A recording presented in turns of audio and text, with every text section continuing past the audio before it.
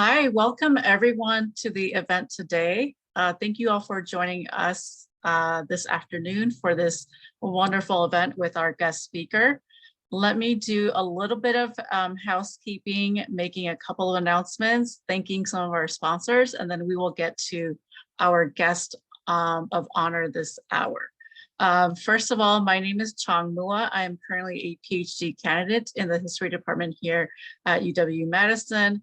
And I've also been teaching for the Asian American Studies program, teaching some of their Hmong American Studies experience courses. So this event today is really exciting because it aligns all of us, a lot of my research, also a lot of my teaching interest.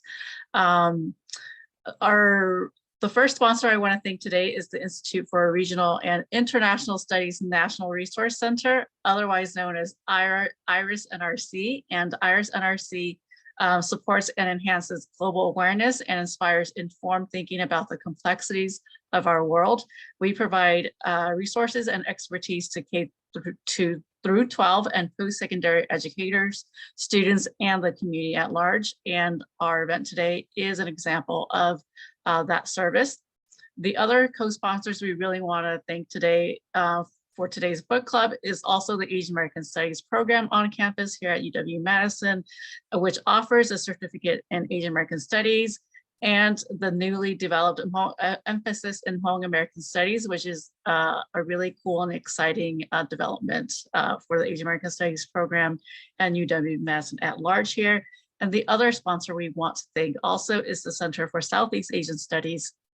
And we invite everyone here who is not familiar with those programs already to check out their websites and follow them on social media as well.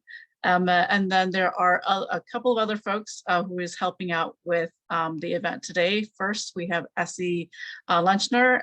She will be running tech support. So if you have any challenges, please use the chat function to contact her. We will also be recording today's event and sharing the recording and digital resources in the post-event email to all of those who registered for the event. So please keep that in mind. And then you will only show on the recording if your microphone is turned on to speak. So feel free to keep your cameras on during the duration of the event. And lastly, please enter any questions in the chat for the Q&A portion during the last 15 to 20 minutes of the event. And I was informed that we have some students joining us today. So I want to give a heads up to the students that as the moderator, I'm going to be giving the first opportunity to ask questions to the students because I feel like this is such a great learning experience for them. So I want to encourage you all to be thinking of questions, and I'm going to be asking you all to go first if you have any questions to ask. So please ask as many questions as you have for our guest speaker today. And before I introduce our guest of honor, let me do the UW-Madison land acknowledgement. So the land acknowledgement states, the University of Wisconsin-Madison occupies ancestral Ho-Chunk land, a place their nation has called Dejok since time immemorial. In an 1832 treaty, the Ho-Chunk were forced to cede this territory. Decades of ethnic cleansing followed when both the federal and state government repeatedly, but unsuccessfully, sought to forcibly remove the Ho-Chunk from Wisconsin. This history of colonization informs our shared future of collaboration and innovation. Today, UW-Madison respects the inherent sovereignty of the Ho-Chunk Nation, along with the 11 other First Nations of Wisconsin. And I think this land acknowledgement is really important for all of us to hear as we are talking about history. We're talking about how people came to live on the land that we all live right now. And so just to remember that history doesn't happen in a vacuum. And now, moving on to the exciting part of the event today, let me introduce our guest of honor, and then we will hear some words from him, and then we will open it up to a fruitful discussion. So joining us today is Pao Lor. Pao Lor was born during the United States Secret War in Laos, facing ethnic persecution for supporting the US. His family found refuge in Thailand and then departed for Long Beach, California in 1980. In Modern Jungles, Pao shares his childhood memories of his unassuming and tenuous journey, revealing the effects of the U.S. involvement in Laos, that had on Hmong families, and illuminating the Hmong's inspirational transition to a modernized world. So everyone, please help me welcome, either in the chat or by using a reaction, our guest today, Pao Lor. Okay, thank you, Chong. That was exciting. hope I could be as enthusiastic about the process. To begin with, I just wanted to thank Iris. It's always hard to remember the words for the acronym, so we'll go with Iris for today. And more than anything else, thank you for joining us, this afternoon. I'm not sure about how the weather is in Madison, but up here in Northeast Wisconsin, it was pretty sunny earlier today. But now it looks like it's starting to get cloudy, and it looks like it's going to rain. So, I don't know whether it's fortunate or unfortunate, but I think it's somewhere in the middle, where you could say I have this. You could say in this lifetime, I've been on this amazing journey where it's almost like when you're growing up and then you watch or you read movies and books, like you could say it's comparable to things like, for me anyway, it's very similar to Lord of the Rings, or these epic journeys that people go on, and you just ask yourself, is that even possible? And so, I feel like you could say for about 40 years, or a little 40 plus years, starting when I started to, you could say, be more aware of my world, just to see, just to sort of just understand what is going on around here, and that has always been something that that's a part of me. I don't know whether it was taught or innate, but just to wonder and then be curious about what is going on around your world.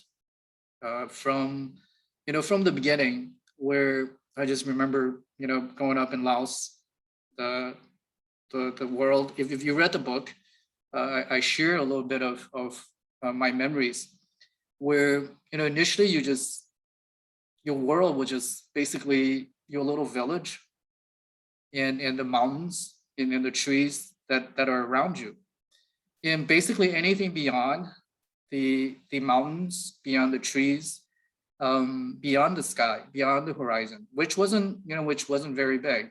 And you're just curious as to what is going on out there, and the world just seems so mysterious and very elusive, and then suddenly you go on this incredible journey where you really have no idea of what is happening.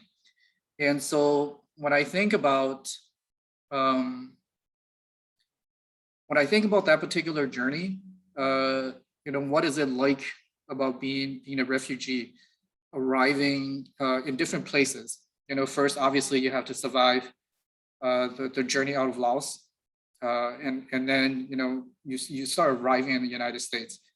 And so in the book, as well as I think when you think about the Hmong American experience, I think too often people generalize or have, you could say, sort of pigeonhole, Hmong Americans into a particular group.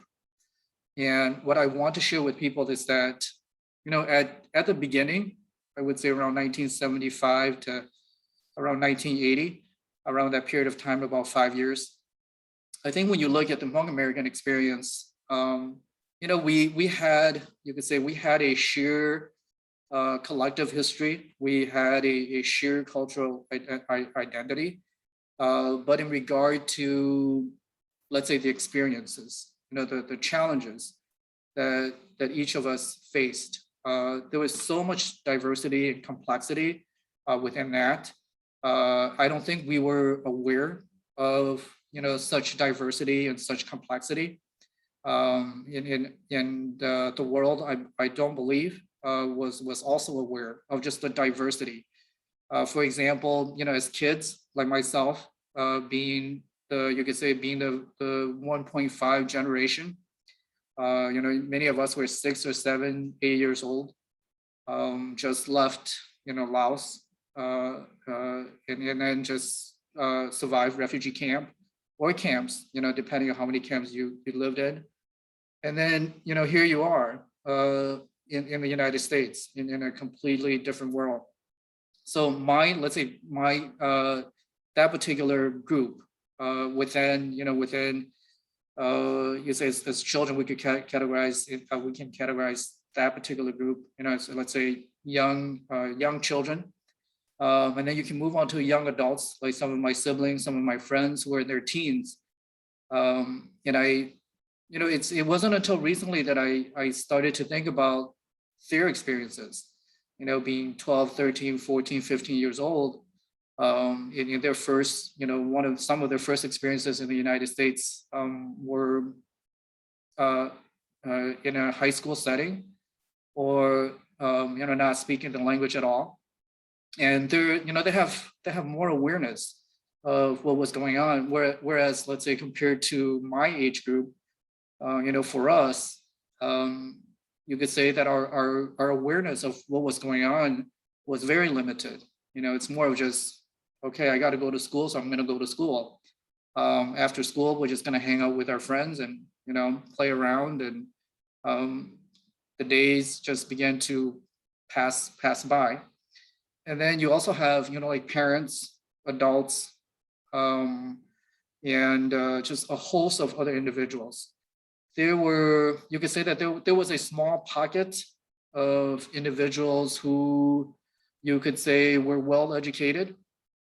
They were educated abroad as well. For some of them, it's a small percentage, and so for many of those individuals, they knew, they knew what they were. You could say they were getting themselves into, but for probably 99% of us, we had no idea. It was a time in which we, you could say, it was extremely difficult.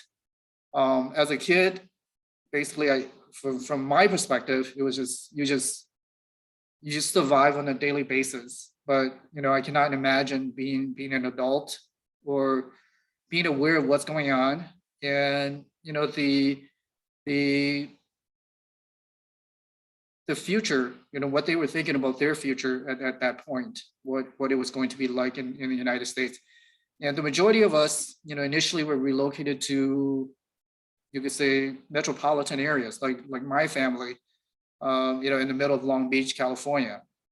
And so my first exposure was inner city on the outskirts of Los Angeles, sirens, at night, helicopter flying over, and you're cooped up. There were around, I think, 12 of us, cooped up in a little 1-bedroom apartment on Magnolia Avenue in Long Beach.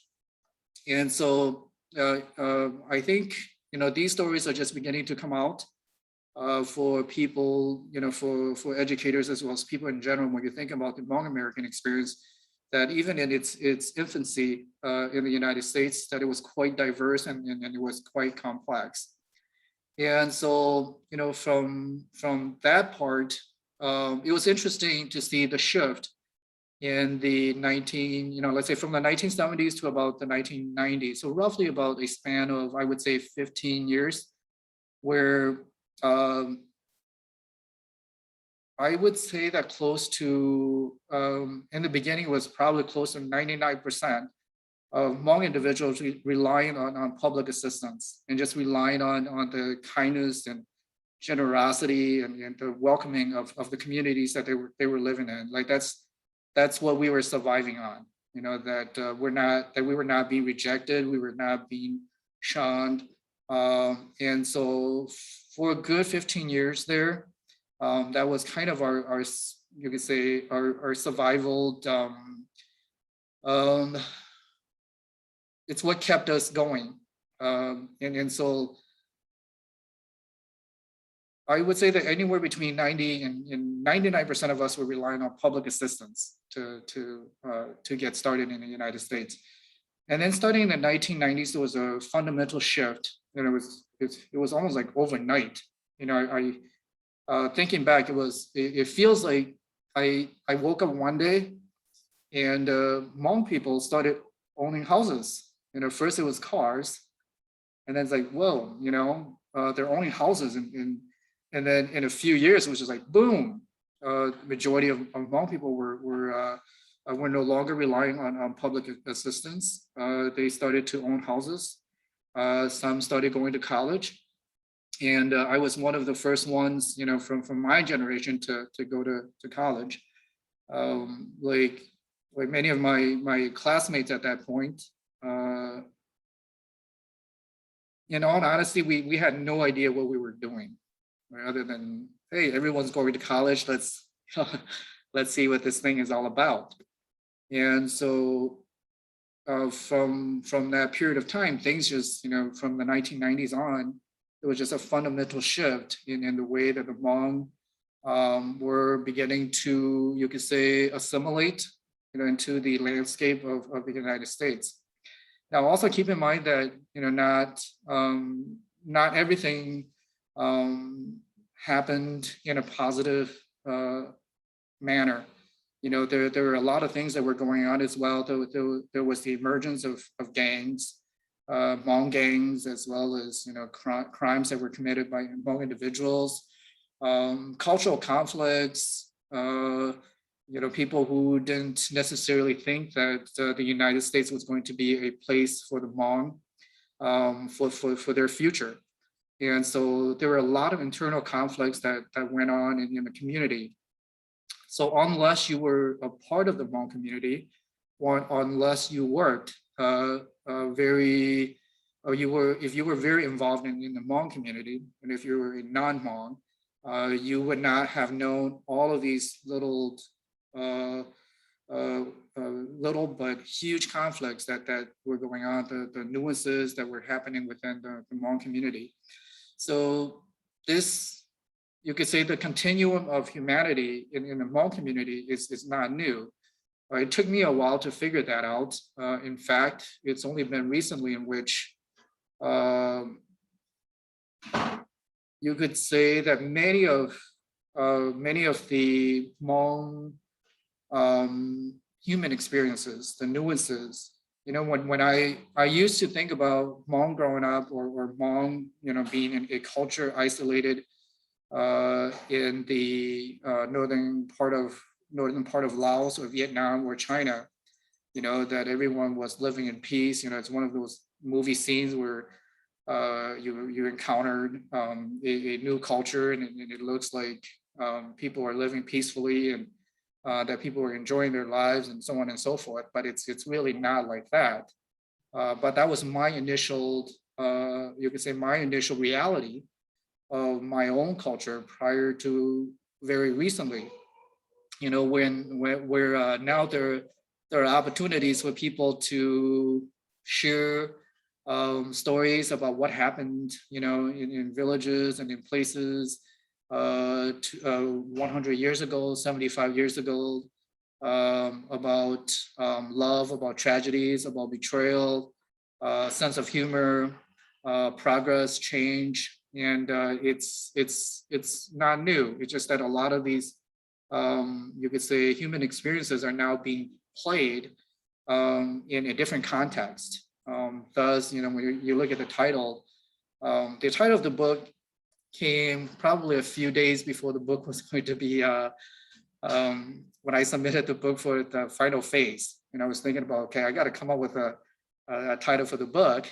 And I played around with a lot of titles. If you read the book, all the parts with the titles, those titles for the parts were actually once considered as the main title. The title Hi, that Pao. it is. Yes. Can I just interrupt you? Sorry. Sure. Did you want me to share your presentation right now before you continue much longer, or are you okay with presenting without your? I'm good with yeah. I'm actually covering it, sort of following that presentation, so we're good. Okay, so you don't need the Yeah, presentation anymore to be shared. yeah, Okay, yes. sorry, continue. Thanks, Chong. And so the title came about just, I think, like a week or so before I had to submit the book for publication as it was going through a final phase. So I'm like, all right, how you need to think of a title quick that would really capture. And that just came, and when the press asked, okay, have you decided on the title? And I was just like, yeah, let's just go with this particular one. And that's how it came about. A little bit of history about the Hmong American experience. If I could capture it with 5 phases, I would say that the way that I see the Hmong American experiences is that you can look at it into 5 phases. And the first phase is what I call like an ancient culture. It's basically an ancient culture that was constructed itself in some of the most remote parts of the world. There was very little influence from the outside world prior to about the 1900s, late 1800s to early 1900s. And that was when the French started to occupy Indochina, Southeast Asia. And then slowly the Hmong came in contact with the French, and then eventually the Japanese, and then the United States. And so you can kind of picture, a very calm, peaceful lake. And slowly, you have internal forces that began to take over, that particular lake. And then from about, I would say, roughly from about the 1960s to about the late 1970s, and that's when the United States came into Laos, and the Hmong became allies. So the second stage of the Hmong American experience, the first one is it's an ancient culture. It created its own reality. It was sustainable for many centuries. And then, of course, with the external forces beginning to impact the Hmong in Laos, then the second phase, I would say, then it's called the American allies. The Hmong were also allies to the French, as well as to the Japanese, and then to the Americans. So different Hmong groups, you could say, sided with many of these different countries coming into Laos. So it's, when you think about it, it's quite a fascinating story. It's just that it's a story that has been hidden deep down in the Library of Congress or U.S. secret documents somewhere. And then, the American allies lasted for about 15 to 20 years. Some will argue that it's still lasting until today. And then from about 1975 to about 2014, you have the third phase or the third stage of the Hmong American experience, which would be refugees. I'm just starting to learn about this as well, just about that period of time when Hmong were refugees in Thailand, and just how complex it was, the politics that were involved, just the conflicts that families had. They're Hmong, even within Hmong families, you had some that wanted to go back to Laos, you had some that wanted to come to the United States. You have so many variations within, just the different groups, the different clans. And then, of course, often we tend to lump Hmong refugees all together, but it was quite complex. It was quite diverse. And then you could say the last Hmong individuals with connections to the secret war in Laos, or the phase American allies face, was very recent, about 2014. Individuals coming out of Wak Takabak in Thailand, and what I started to learn is also that not everyone who came to the United States from that particular group had a direct contact or direct connection with the secret war. They're basically, if you're Hmong and if you could find your way to come to the United States, there were individuals who did not have any affiliation with that connection who were able to relocate to the United States as well. And then the next phase is from about 1975 to the present, where many Hmong became neighbors, American neighbors, and eventually citizens. And I think from that period of time, for about 40 years, you could say that much progress was made, but the Hmong identity itself, or what it means to be Hmong, remained pretty much intact.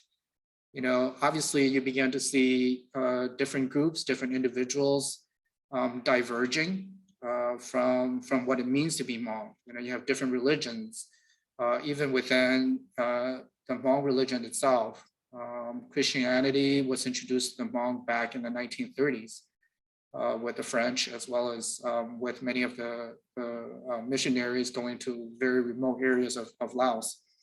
And so, for a good period of time there, Hmong refugees were just becoming citizens, becoming a part of the American communities. Again, there was still many different perspectives, many different views about the future of the Hmong. There were still groups that believed that the Hmong's future was in Laos. There's some that believe that the Hmong's future was going to be in the United States.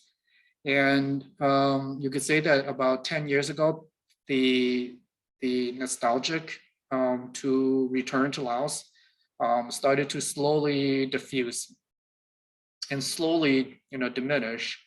And then there's a fundamental shift about 10 years ago, where the shift was now to where, okay, we're not going anywhere.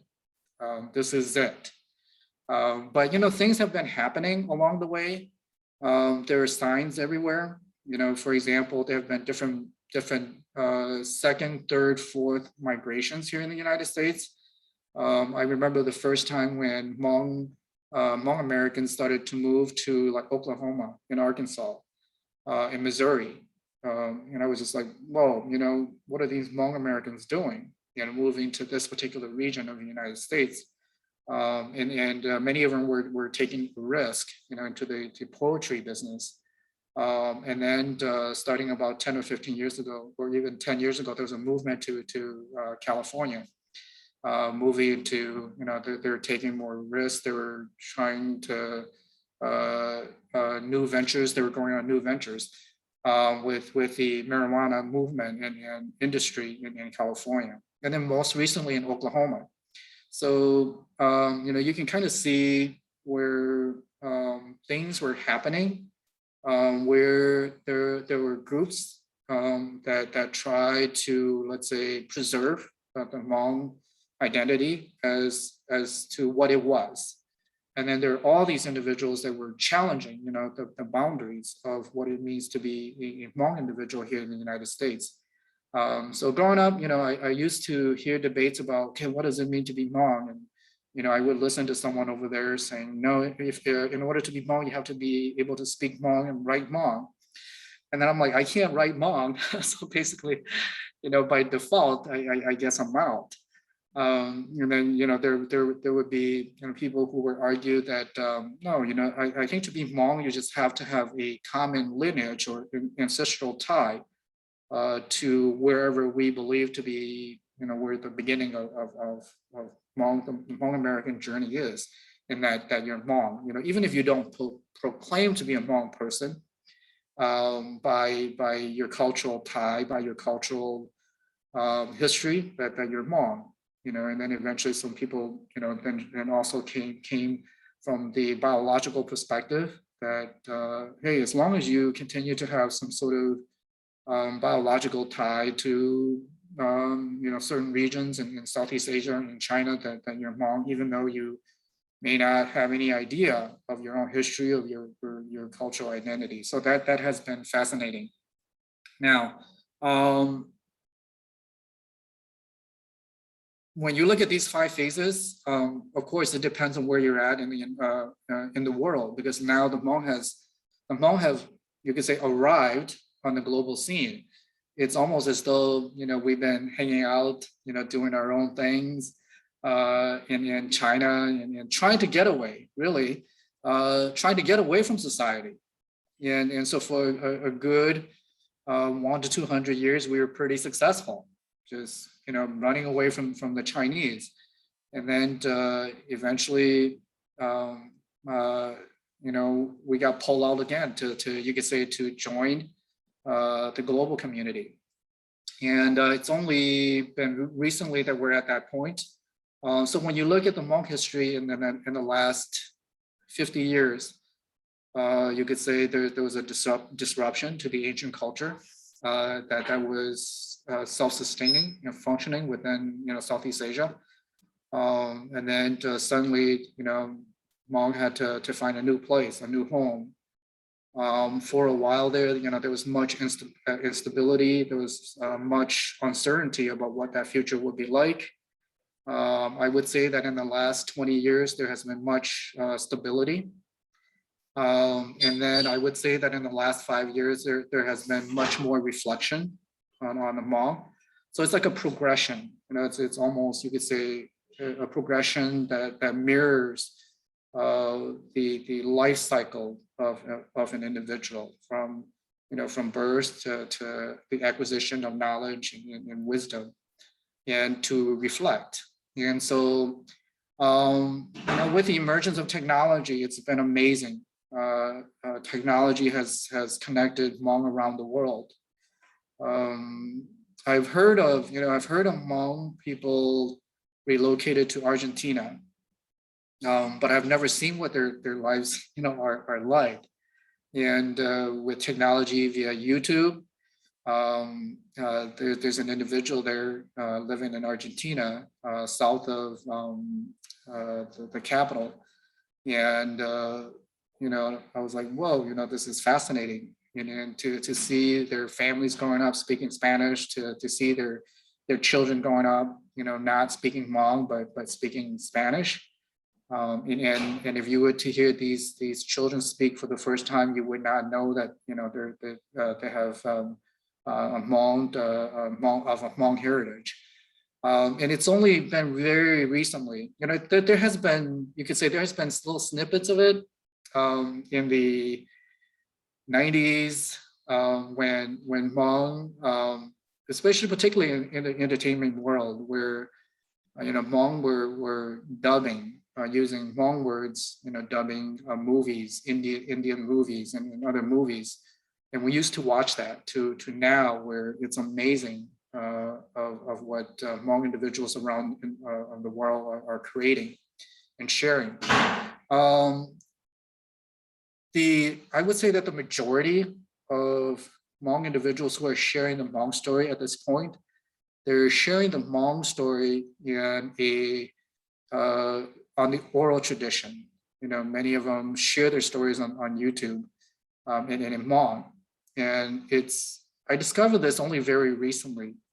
I was going on this road trip to California with my wife's sister, who my wife hadn't seen for like 40 years. And she was telling us that, we should tune into one of these channels to listen to Hmong stories that were on YouTube. And we did, and I was like, whoa, this is pretty amazing.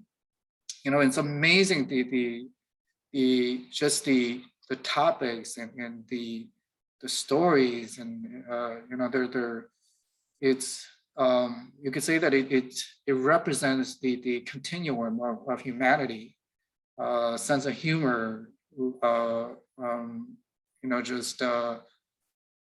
tragedies, betrayal among brothers, clans, just many of the mental health issues, like that they're all there.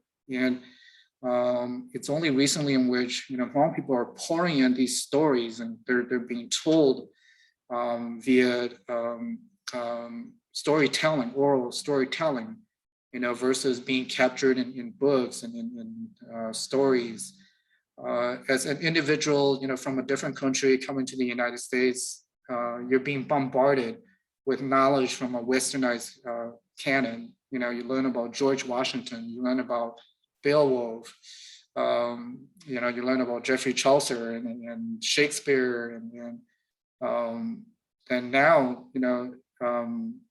and you could say, in my late 40s, going into my 50s, I am just finally begin to understand that many of the components of popular culture, as well as literature and entertainment, are all represented in the Hmong culture. That the Hmong culture itself is so sophisticated, very intricate. People were very creative in how they communicated, their feelings, their emotions.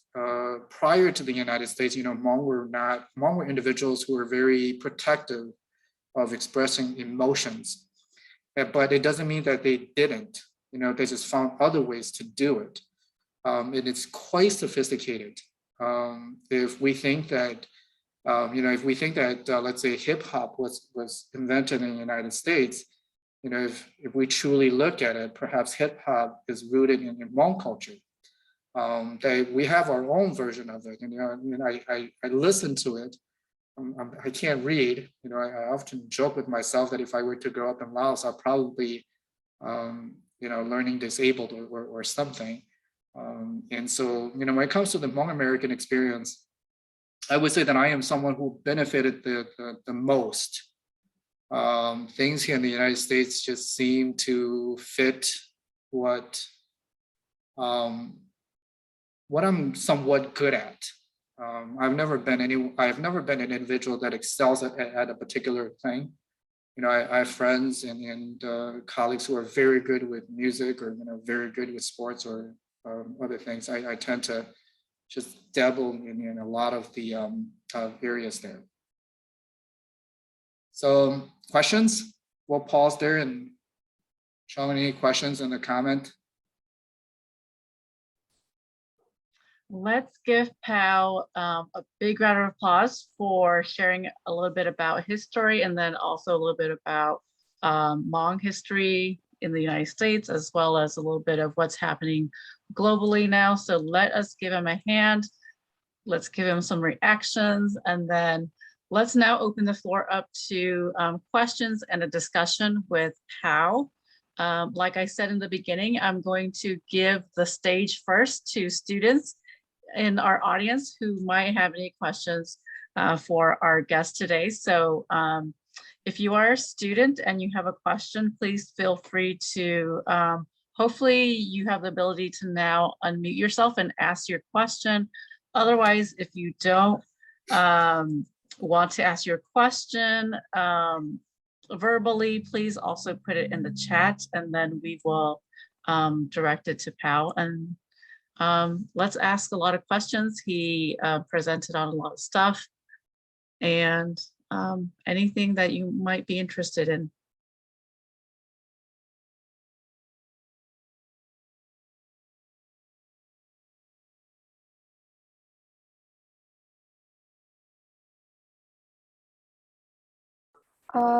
I guess I am a student and I have a question. So thank you so much for sharing your story. And I was curious, like you explained, there's a lot of complexities in your experiences and in Hmong experience in general.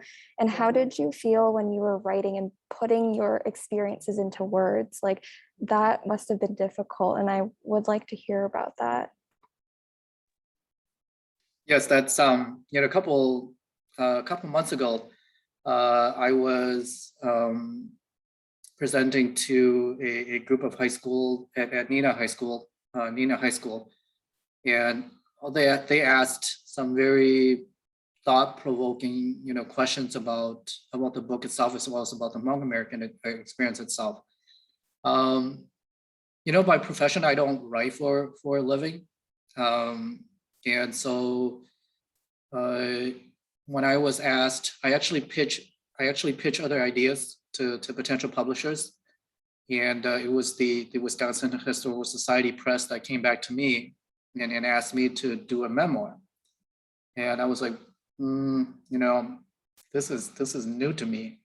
And it's very similar to when we were going to come to the United States, that it was going to be a brand new journey. It was something that was going to be my first attempt, at it. And so you're right in that it was very challenging. The choosing just how to present it, or just you could say the thought process that went into it. But more than anything else, my goal more than anything else was to ensure that the process was very organic, very authentic. That I was going to share the story as I remember the story. Now, kind of keep in mind that, as you're looking at me, it's really trying to think about, trying to imagine what was going on inside of my head. I myself was thinking about what was going on inside of my head. So up until putting that story together, these memories, were very vivid. It's almost, you could say that it's almost as though in the Hmong culture, how you become a shaman is that you're being possessed by some shamanistic spirits. And so that's how I felt. And then, the one of the challenges was that it's a new topic. So how can I present it in a way that readers would understand it? And we also wanted the story to reach out to as many individuals as possible, that it was not limited to a particular audience, to a scholar community, or, to a certain grade level. But how do we, how do I do it in a way that would reach out to everyone? And then just the presentation of putting the ideas together and how to make it flow in a way that that would truly represent the experience itself. And my goal is that, I was asked about, did I wanted to write a story about myself, or, is there a greater goal for the story? And basically, the goal was just to write a good story. It's a story about the Hmong American experience. There are certain things that I wrote in there that I didn't really think about why I did it. I just wanted to go through the experience, go through the memories, capture the memories the way that I remember them, and not to, you could say sometimes people can sensationalize things in the story. But I was just going to tell it the way that it is, the way that I saw. And so, for example, if you read it, there was, when we were in refugee camp in Thailand, and I was recalling a particular story that I heard about the Orphan Tale. And if you read it, I just read it recently, and I read it again, and I'm like, why did you write it this way? There was no references to pronouns. It was always like the orphan boy this or the orphan boy that. It was never he or him or anything like that. And the reason for that was I told the story the way that I remembered, and then it because I had an awakening that in Hmong culture there aren't pronouns for gender. It's if you're referring to a female or a woman, you have to. It's like it's context. It's by context, or you have to call that person in a way that would tell the person's gender.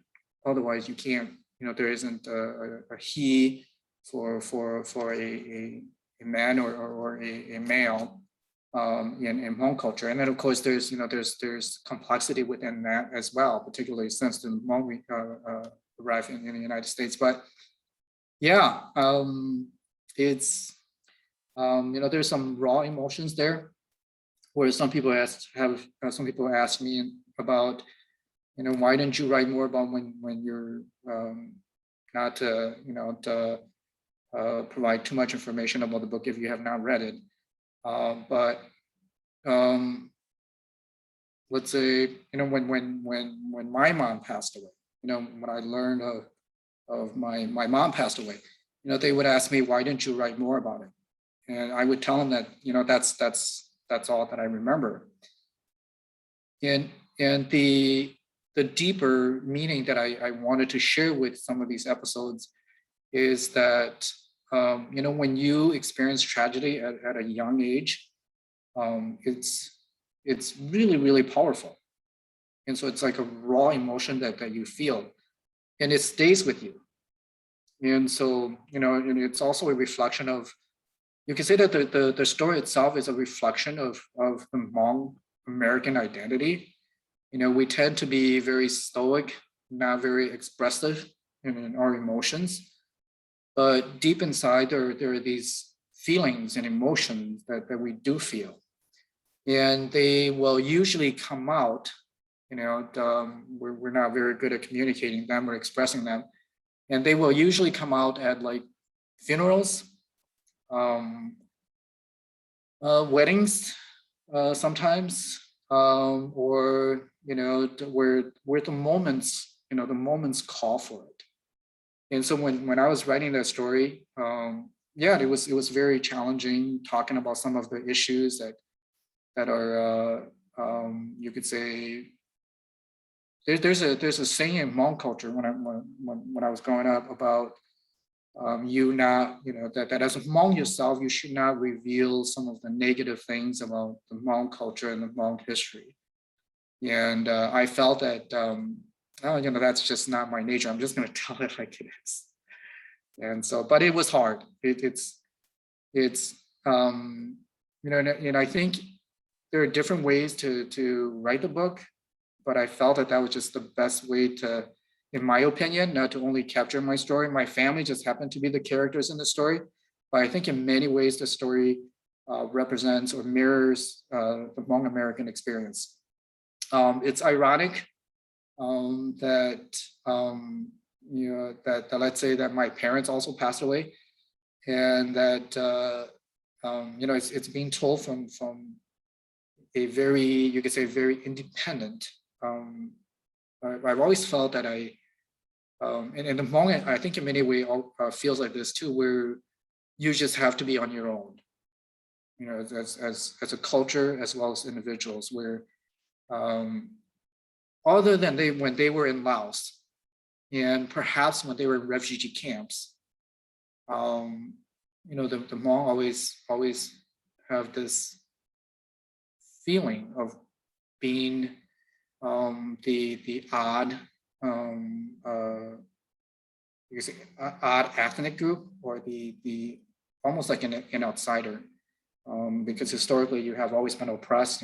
Historically you have always been disenfranchised, and so yes, it was extremely difficult. Thank you, Caitlin, for that question, and thank you, Pao, for that answer. There's a couple of questions in the chat, so I'll relay a couple of these while folks in the audience think of more questions to ask. So the first question that came through the chat is from, and I do apologize if I say your name wrong, from Yuanye Jiang, and they asked, from 0% to 100%, how much would you identify yourself as Hmong as a former refugee coming to the US?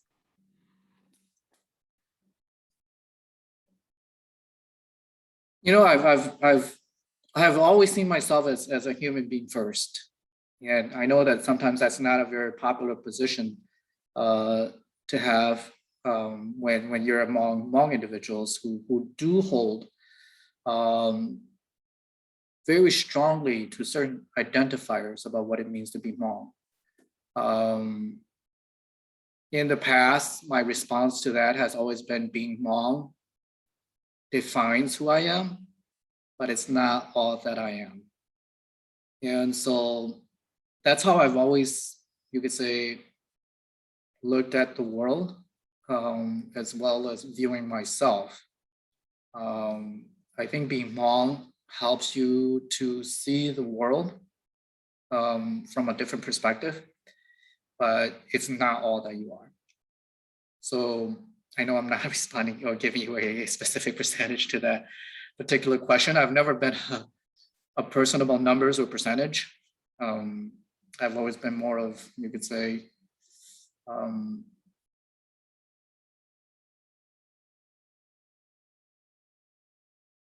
can't really think of the description or the way to say it, but more from a humanity perspective.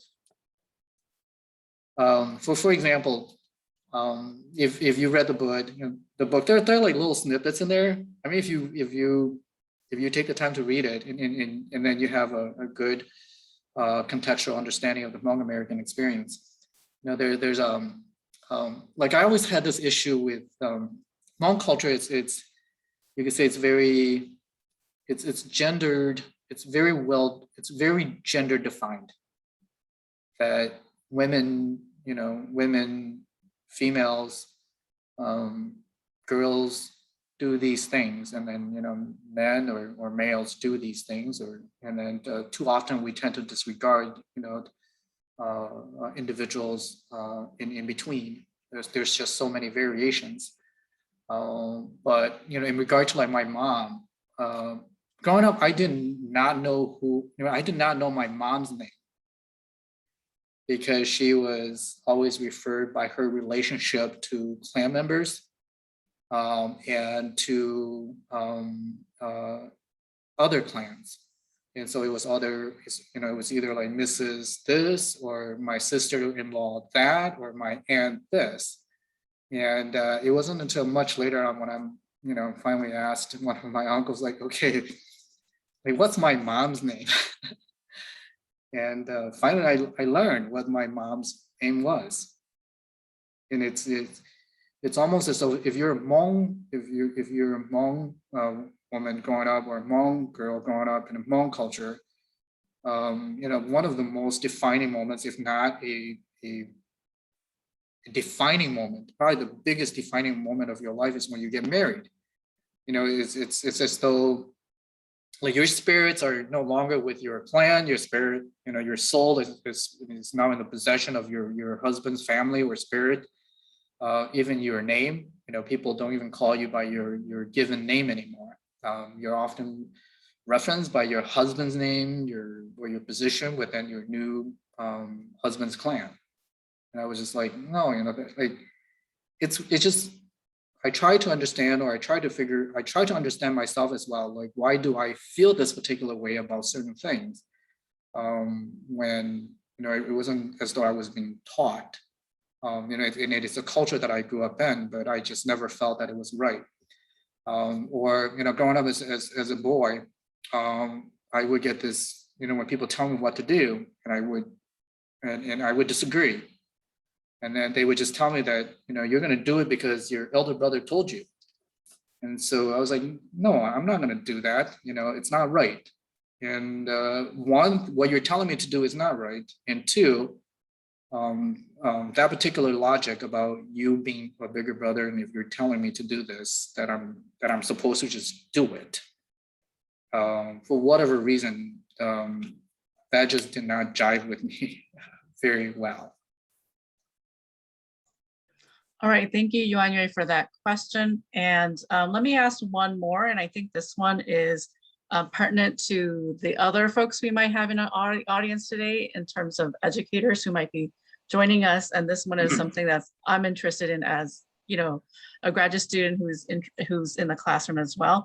And this question comes from Dua Hyung, and she says, thank you, Dr. Pao Lor. I appreciate this conversation. There are so many interesting aspects shared in your story. The question is, I was wondering if you could talk a bit more about how K through 12 educators in higher ed can use your memoir to teach and implement institutional changes that address systemic racism. You could say that pretty much my life, I've been in education, whether as a student, coach, administrator, and now at the university level. From my experiences of working with so many teachers and administrators and future teachers, the great teachers use education as a medium to really improve people's well-being. And the great teachers do that. The focus is not so much on the content, but it's really using the content to assess the well-being of the students in their classroom. And so there's a process to it, where you use the well-being to assess, or you use your teaching, your content, to really gauge into your students, their mental health, their psychological well-being, their home life, their goals, their dreams, their hopes. And then, when they're ready, then you can do more of the content. But it's a very delicate balance where you need to also teach your content, but at the same time, you're using your content to gauge your students' state of well-being, and that are they ready? And then you're really there to guide them towards their future hopes, their future aspirations. You're there to support them. So, here are just some questions that I always ask myself or share with future teachers about, when you're teaching in your students, whether they're recent refugees, immigrants, bilingual speakers, bicultural students, or students just coming from very rough background. Things such as, your students need to believe that you believe in them. Right? They can sense it. They can sense that they have a sixth sense when a teacher does truly care about them. And then it's also your job as a teacher to ensure that the classroom and the school is a welcoming place for them, that they want to come to school. They want to be there, even if they hate school, but they want to be there because you're there. And then, things about, do you make them feel good about themselves? And do you care about those, do you care about them? Do they feel connected to the school? Oftentimes when we think about school, yes, it's an academic institution, but there are things that need to happen before that institution can function. So it's really about the soft skills and the affective domains of individuals. It's really about, do your students feel comfortable talking to you? Can they come and share things with you? Do they feel confident that you're preparing them, whether it's in second grade, in third grade, 12th grade, even in college? Do they feel confident that being in your class, that you have prepared them well, for the next phase of their life? And at some point, you have to have you could say you have to have a value in which you want to pass on to your students, because they're going to spend quite a bit of time with you, especially you're in a pre-K through 12. You have that wonderful privilege opportunity to work with your students for 9 months out of the year. And if you're pre-K through 6 or pre-K through 5, depending on the configurations of the school district, you get to see your kids on a daily basis for 9 months out of the year, for 1 year. It means an amazing opportunity for you to do something that's fundamental to their well-being.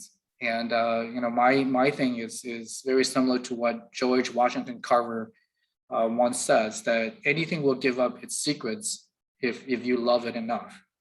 And so that's what you want to do with your students. Find a way to instill through your content, through your position as someone that they can trust. So from there you can be creative as to how you go about doing that.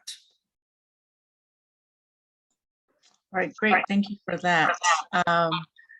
Let me ask one more question, because I think it is important in this environment, in this context. And the question is about supporting Hmong American students, whether it's at the K-12 level or whether it's at the post-secondary level. And I'm wondering, what are some of the insights you can share about, what is important to keep in mind when we're working with Hmong American students or immigrant students or first-gen students or refugee students? Because Hmong American students tend to be at this intersection of all of these identities. There's this dualism, you could say silent dualism, that I would say that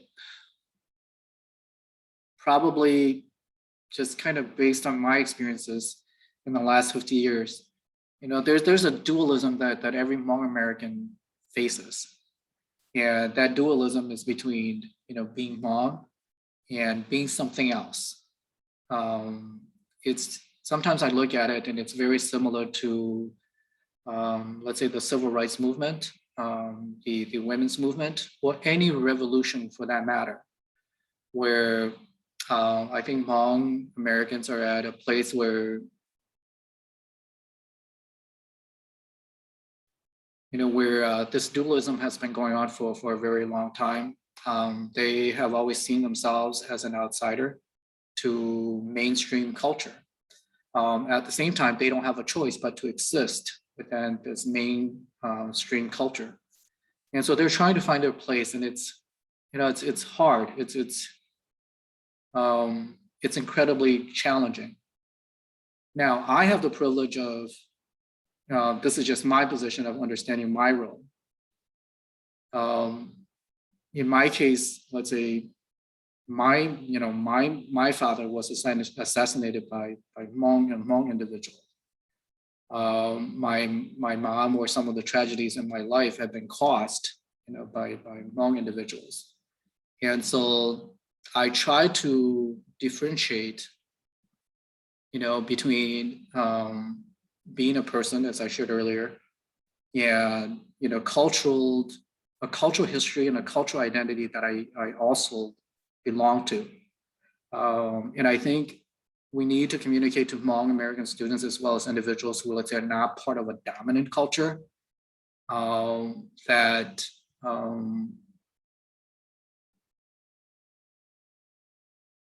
if you find the good in humanity, that somehow you have to let some of those things go, about some of the cultural identifiers that are very strong. Obviously the obvious surface level is the way that we look. And so, can you go beyond that? And that's the next challenge, like go beyond that as much as you want. And we should aim for as a peaceful world as possible. But at the same time, embrace the reality that life is not, that life is going to be challenging. You're going to find people who are racist within your own ethnic and racial group, as well as other people. And that's just how they have come to construct their world. And the journey is to understand how do people come to construct their own meanings of their world. But to get to that stage, it takes so much of a movement by so many individuals and organizations and entities. So my hope is that maybe perhaps one day, very similar to, because one of the questions that I often get asked when I go do presentations and conferences is that, hey, how come, you look at the African Americans and they have, the Reverend Jesse Jackson, Martin Luther King Jr., Dr. Martin Luther King Jr., Frederick Douglass, W.E. Du Bois, so many writers and philosophers, or voices that represent their particular group. But then when they look at, let's say, Asian Americans or Hmong Americans, they'll ask me, so who would voice your concern? So let's say if there's a racial incident in a particular place, like who would speak and people would listen? And my response was that, there's somebody, not sure when. I have an idea of how, the various variables would just need to happen for something like that to emerge, where someone is able to, someone is going to have all the depositions that are needed. At the same time, the incident, as well as the context, like everything will need to happen in a way that's going to change it. For example, Mexican Americans in the Southwest. I came across this particular case where back then Mexican Americans, when that part of the United States was annexed, if you were a Mexican American, you were classified as white. And there was a gentleman that shot another individual, and there's no doubt in that he's guilty, right? But the real issue here was that he had to be trialed by his peers, by jurors of his peers. And so his attorneys argued that he cannot be trialed by jurors of his peers. It's not a matter of him being guilty, but it was a matter of him being a Mexican American, and he was going to be trialed by jurors of white, and there was a clear division between what it means to be white and what it means to be white Mexican Americans. And so that case actually went all the way to the Supreme Court of the United States. And so I think it's going to take something like that for Hmong Americans to, I hope that it doesn't, but I think slowly it's happening with social media, but eventually I think it will happen and it will come together. I just don't know how that's going to look like, when that's going to happen, the variables that are needed. But that's what Hmong Americans need more than anything else. Just to say, we arrived here late, but now we're on the scene. We're going to have to find a way to contribute to society. We're going to have the courage, to fight injustices and biases and racism. That's just going to be a part of it. Because Hmong by nature, we're not, as far as my experience has been, we're not very, we have conflicts within tribals, but when it comes to like the larger scale issues, we want to prevent things from happening. So it's slowly becoming, you could say, a part of our nature and our identity. Sorry, that took a little bit long. No, that's totally fine. Thank you, Pao, for those comments. We are at 5:10, so I do want to respect everyone's time, and thank you for spending an extra 10 minutes with us today and talking with Pao about this very important topic. And definitely, if anything that you took from today is that Hmong Americans, Hmong people in the diaspora have a lot to contribute to how we can, learn how to solve the issues that we all have right now.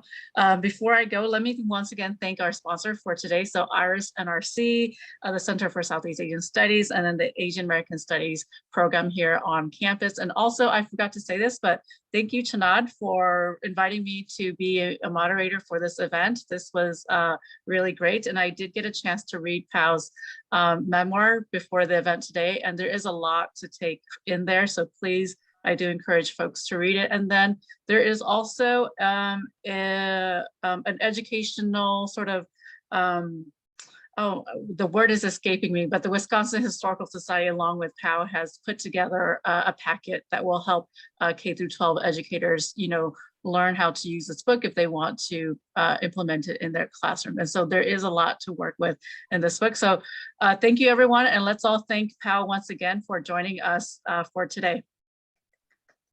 Yeah, thank you so much, everyone. And just a shout out to the Shortwood School District. So they're the first school district that's going to adapt the book into their immigration curriculum.